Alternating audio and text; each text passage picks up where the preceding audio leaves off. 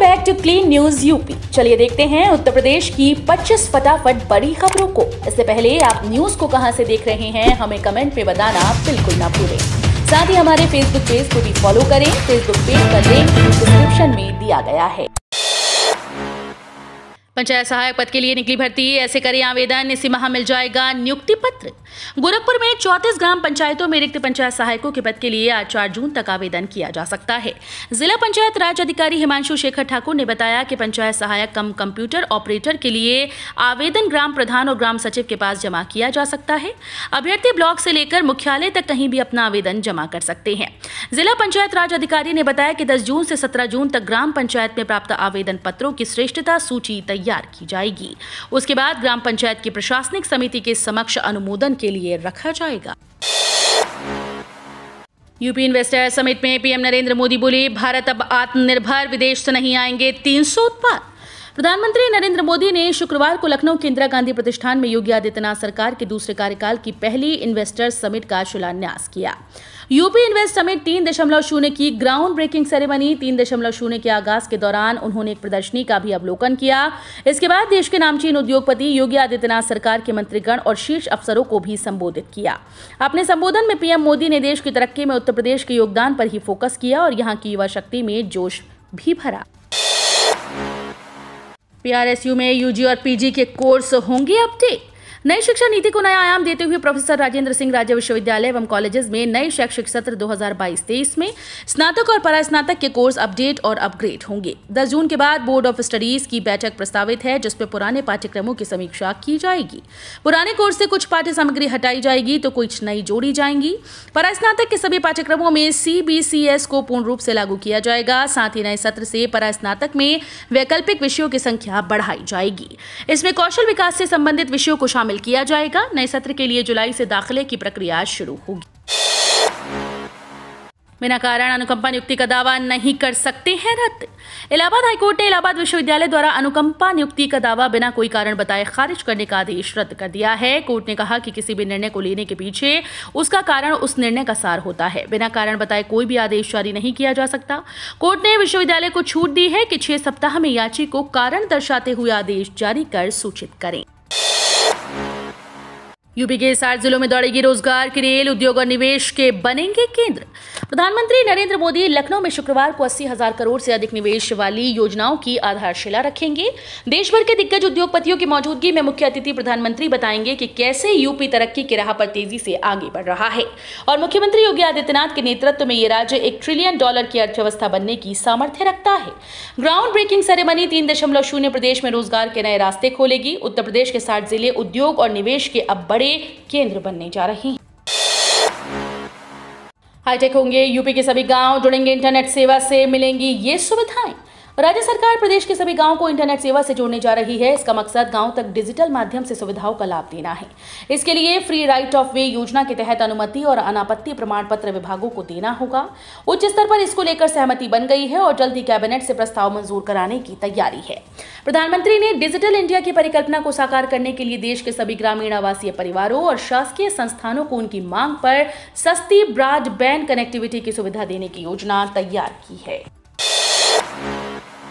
लखनऊ में मुंशी पुलिया से पॉलिटेक्निक के बीच बनेगा फ्लाईओवर, लोगों को बड़ी राहत।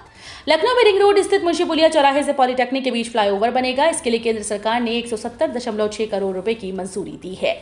पीडब्ल्यूडी ने कार्यदायी संस्था का चयन कर टेंडर प्रक्रिया पूरी कर ली। 4 लेन फ्लाईओवर बनने से शहर की बड़ी समस्या हल हो जाएगी। लोक निर्माण विभाग के मुख्य अभियंता अशोक कनौजिया ने बताया कि मुंशी पुलिया चौराहे के पास इंडियन ऑयल पेट्रोल पंप से 4 लेन फ्लाईओवर की शुरुआत होगी। ये पॉलिटेक्निक फ्लाईओवर से 50 मीटर पहले उतरेगा। कलेवा तिराहे के पास एक अंडरपास बनाया जाएगा। लखनऊ में बनेगा देश का सबसे बड़ा जुरासिक पार्क, क्या क्या होगा? राजधानी में देश का सबसे बड़ा जुरासिक पार्क बनेगा। खास बात यह है कि इसे गाड़ियों से निकलने वाले रद्दी टायर से बनाया जाएगा। LTA ने इसके निर्माण की कवायद शुरू कर दी है। जल्दी टेंडर कराकर निर्माण शुरू कर दिया जाएगा। इसे जनेश्वर मिश्र पार्क के करीब 50 एकड़ हिस्से में बनाया जाएगा। जनेश्वर मिश्र पार्क 370 एकड़ में बना है। टायर से बनने वाला ये जुरासिक पार्क आने वाले दिनों में शहर के आकर्षण का केंद्र होगा। इस पार्क में लोगों को विशालकाय डायनासोर देखने को मिलेंगे। सभी डायनासोर रद्दी टायर से बने होंगे। यूपी में 400 अनुपयोगी नियम खत्म, ग्राउंड ब्रेकिंग सेरेमनी में सीएम योगी बोले। सीएम योगी ने कहा कि ईज ऑफ डूइंग बिजनेस में नंबर 2 पर आ गए हैं। 500 से ज्यादा सुधार किया, 400 अनुपयोगी नियम खत्म किए, यूपी में निवेश फ्रेंडली माहौल दिया, 5 लाख को सरकारी नौकरी दी, 5 इंटरनेशनल एयरपोर्ट वाला पहला राज्य यूपी होगा। ग्राउंड ब्रेकिंग सेरेमनी में सीएम योगी ने कहा कि पिछले 4 वर्ष में हमने 3 लाख करोड़ से अधिक के प्रस्ताव धरातल पर उतारे हैं। यूपी के इन 10 जिलों में तैनात होगी पुलिस की हाईटेक क्यूआरटी, क्या है प्लानिंग? शासन ने प्रदेश के 10 जिलों में कानून व्यवस्था के लिए हाईटेक क्विक रिस्पांस टीम तैनात करने की योजना बनाई है। कानून व्यवस्था की दृष्टि से संवेदनशीलता के आधार पर 10 जिलों का चयन किया जाएगा। ये टीम दंगा फसाद जैसी आपात स्थितियों से निपटने में दक्ष होगी। प्रदेश में शांति व सौहार्द बनाए रखने और माफिया राज की समाप्ति के उद्देश्य से तैयार की गई गृह विभाग की कार्य योजना में 10 जिलों में क्यूआरटी की स्थापना 6 माह के अंदर करने का प्रस्ताव शामिल है। विभाग 100 दिनों में सभी जिलों में क्यूआरटी स्थापित करने का प्रस्ताव तैयार कर लेगा, जिसमें 10 जिलों को पायलट प्रोजेक्ट में शामिल किया जाएगा। राष्ट्रपति के गांव से पीएम मोदी का परिवारवाद पर हमला, बताया क्यों बार बार विरोध करता हूं।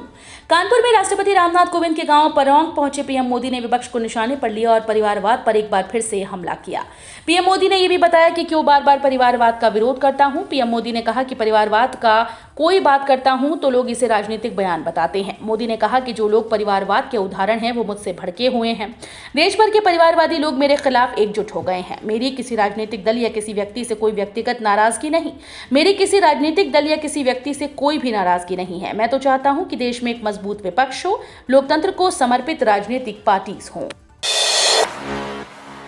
रक्षा मंत्री राजनाथ सिंह बोले, उत्तर प्रदेश में पीएम मोदी के विजन को मुख्यमंत्री योगी आदित्यनाथ ने आगे बढ़ाया। उत्तर प्रदेश इन्वेस्टर समिट में पहुंचे लखनऊ के सांसद रक्षा मंत्री राजनाथ सिंह ने पीएम नरेंद्र मोदी के साथ ही मुख्यमंत्री योगी आदित्यनाथ के प्रयास को जमकर सराहा। लखनऊ के इंदिरा गांधी प्रतिष्ठान में रक्षा मंत्री राजनाथ सिंह ने प्रधानमंत्री नरेंद्र मोदी व मुख्यमंत्री योगी आदित्यनाथ का हार्दिक स्वागत और अभिनंदन किया। उन्होंने कहा कि ये मेरा संसद क्षेत्र है, शायद इसलिए मुझे कुछ कहने के लिए बुलाया गया है। मुख्यमंत्री योगी आदित्यनाथ उत्तर प्रदेश को एक नई ऊंचाई और दिशा देने के लिए लगातार कार्य कर रहे हैं। उनके कार्यों के प्रति लगन, कर्मठता व ईमानदारी की वजह से ही ईज ऑफ डूइंग बिजनेस में उत्तर प्रदेश दूसरे नंबर पर पहुंच गया है। बिहार के 11 जिलों से होकर गुजरेगी गोरखपुर सिलीगुड़ी एक्सप्रेसवे, पूरा हिस्सा ग्रीनफील्ड होगा। गोरखपुर से सिलीगुड़ी एक्सप्रेसवे को राज्य के 11 जिलों से गुजरेगी। फिलहाल इस एक्सप्रेसवे को 9 जिलों से होकर गुजरने की केंद्र से सैद्धांतिक मंजूरी मिल चुकी है। इसमें पश्चिम चंपारण, पूर्वी चंपारण, शिवहर, सीतामढ़ी, दरभंगा, मधुबनी, सुपौल, फारबिसगंज और किशनगंज जिले शामिल हैं। सीएससी में आई आधुनिक सुविधाओं से लैस एम्बुलेंस। गंगोह के सामुदायिक स्वास्थ्य केंद्र में सरकार की ओर से आई 108 एम्बुलेंस को भारतीय जनता पार्टी के नगर अध्यक्ष दीपक गर्ग, सीएचसी प्रभारी चिकित्सा अधिकारी डॉक्टर रोहित वालिया व एम्बुलेंस जिला प्रभारी नीतू कुमार के द्वारा संयुक्त रूप से हरी झंडी दिखाकर रवाना किया गया। 108 एम्बुलेंस जिला प्रभारी के द्वारा बताया गया कि उक्त एम्बुलेंस आधुनिक सुविधाओं से लैस है और साथ ही पहले से भी कम समय में मरीजों तक पहुंच जाएगी। इस अवसर पर मोहलड मलगर्ग, नीरज अग्रवाल, अचल गोयल, गौरव गोयल, उमा शर्मा, नितिन सिंघल, जयल सिंह, सलीम मलिक, हिमांशु, वैभव, इरशाद, उमेश, जितेंद्र, मनीष आदि उपस्थित रहे। इंजीनियर्स कर्मचारियों ने दफ्तरों घरों पर खर्च कर दी 114 करोड़ की बिजली, लाइन लॉस में डालने की तैयारी, ग्राहक करेंगे भरपाई। आमदनी अठन्नी खर्चा रुपया की कहावत तो पुरानी है, लेकिन बिजली निगम इसे अब भी चरितार्थ करने पर आमादा है। सूबे में एक तरफ ऊर्जा निगम के हालात दुरुस्त करने के लिए राजस्व वसूली पर जोर है, ओटीएस जैसी योजनाएं चलाई जा रही हैं, विजिलेंस टीम पसीना बहा रही है। वहीं निगम के अभियंताओं कर्मचारियों ने अपने दफ्तर, बिजली घरों व आवासों पर बेहिसाब करीब 22.80 करोड़ यूनिट बिजली खर्च कर डाली है। मुख्य अभियंता कार्यालय ने खपत का हिसाब बनाकर राजस्व में 114 करोड़ का समायोजन मांगा था, पर कॉर्पोरेशन ने इस पर कैंची चलाते हुए महज 53 करोड़ का समायोजन दिया। यूपी में 25 लाख लोगों को मिलेंगे रोजगार, सीएम योगी ने ग्राउंड ब्रेकिंग सेरेमनी में की घोषणा।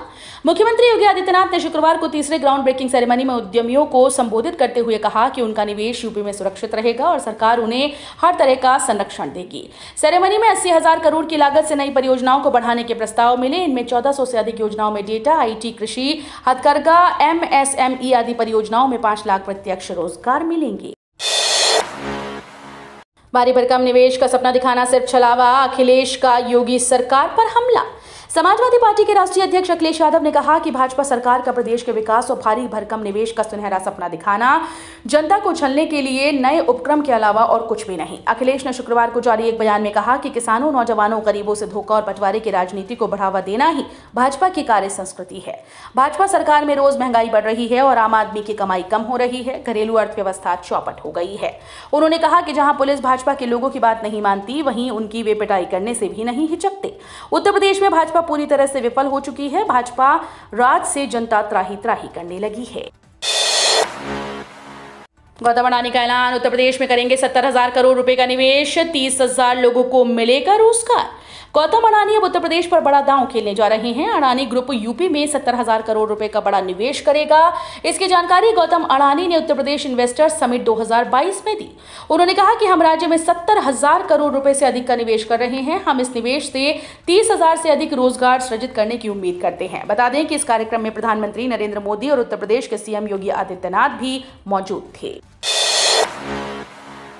निर्यात पर पाबंदी के बावजूद 6 देशों ने मांगा गेहूं, मोदी सरकार दे सकती है इजाजत।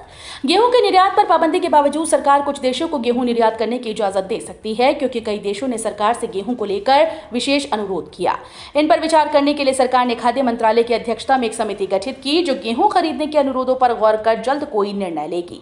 इस बीच सरकार ने दावा किया है कि गेहूं निर्यात पर पाबंदी से घरेलू बाजार में गेहूं और आटे की कीमतों में गिरावट आनी शुरू हो गई है।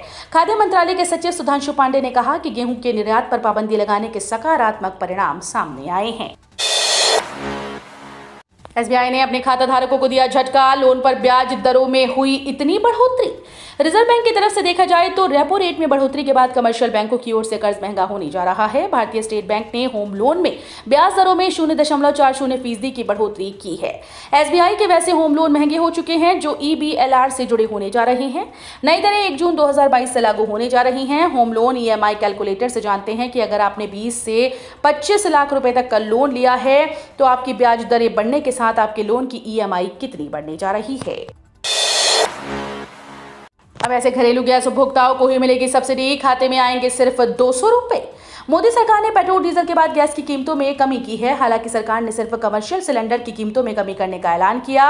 वहीं अब केंद्र सरकार ने घरेलू गैस सिलेंडर पर मिलने वाली सब्सिडी के नियमों में बदलाव किया है, जिसका आम जनता पर सीधा असर पड़ेगा। IPG गैस सब्सिडी मिली जानकारी के अनुसार अब केंद्र सरकार सिर्फ उज्ज्वला योजना के तहत मुफ्त कनेक्शन लेने वालों को सब्सिडी देगी, जबकि साधारण उपभोक्ताओं को सब्सिडी नहीं दी जाएगी। तेल सचिव पंकज जैन ने एक बयान में कहा कि जून 2020 से रसोई गैस पर कोई सब्सिडी नहीं दी जाती है और केवल वही सब्सिडी प्रदान की जाती है। जनधन खाता धारकों की बल्ले बल्ले, अकाउंट में नहीं पैसे, फिर निकालें इतने 1000 रुपए। अगर आपके बैंक अकाउंट में पैसे मौजूद नहीं हैं, फिर भी आप 10,000 रुपए निकालने के बाद फायदा ले सकते हैं।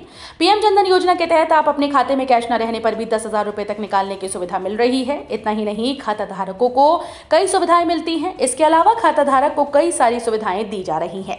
इसमें 10 साल से कम उम्र के बच्चों का खाता भी खुलवाने के बाद फायदा ले सकते हैं। इसके तहत आपको रुपए ATM कार्ड, 2 लाख रुपए का दुर्घटना बीमा कवर, 30,000 रुपए का लाइफ कवर और जमा राशि पर ब्याज मिलना शुरू हो जाता है। श्रीलंका की फसल को बर्बाद होने से बचाएगा भारत, कर्ज में डूबे देश को देगा खाद। भारत ने भोजन की कमी से बचने के लिए श्रीलंका को उर्वरक आपूर्ति का भरोसा दिया है। श्रीलंकाई राष्ट्रपति गोताबाया राजपक्षे के ऑफिस ने बताया कि भारत ने श्रीलंका को उर्वरक आपूर्ति का आश्वासन दिया ताकि कर्ज में डूबे देश को फसल के नुकसान और सबसे खराब आर्थिक संकट से होने वाली गंभीर खाद्य कमी को दूर करने में मदद मिल सके। श्रीलंकाई हाई कमीशन ने एक बयान में कहा कि भारत से यूरिया के निर्यात पर प्रतिबंध के बावजूद भारत सरकार ने श्रीलंका सरकार के अनुरोध पर श्रीलंका को यूरिया की आपूर्ति करने का फैसला लिया है। जलमार्ग से ज्ञानवापी जाएंगे स्वामी अविमुक्तेश्वरानंद, पुलिस ने दी हिदायत। ज्ञानवापी मस्जिद के वजूखाने में मिली आकृति को आदि विश्वेश्वर शिवलिंग मानते हुए स्वामी अविमुक्तेश्वरानंद सरस्वती 4 जून को वहां पूजन करने जाएंगे। उनके साथ 71 भक्तों का जत्था होगा। ज्योतिष एवं द्वारका शारदापीठ के शंकराचार्य स्वामी स्वरूपानंद सरस्वती ने अपने शिष्य प्रतिनिधि स्वामी अविमुक्तेश्वरानंद को संदेश भेजा था कि ज्ञानवापी में प्रकट हुए आदि विश्वेश्वर का पूजन शुभ मुहूर्त देखकर अविलंब आरंभ कर दिया जाए।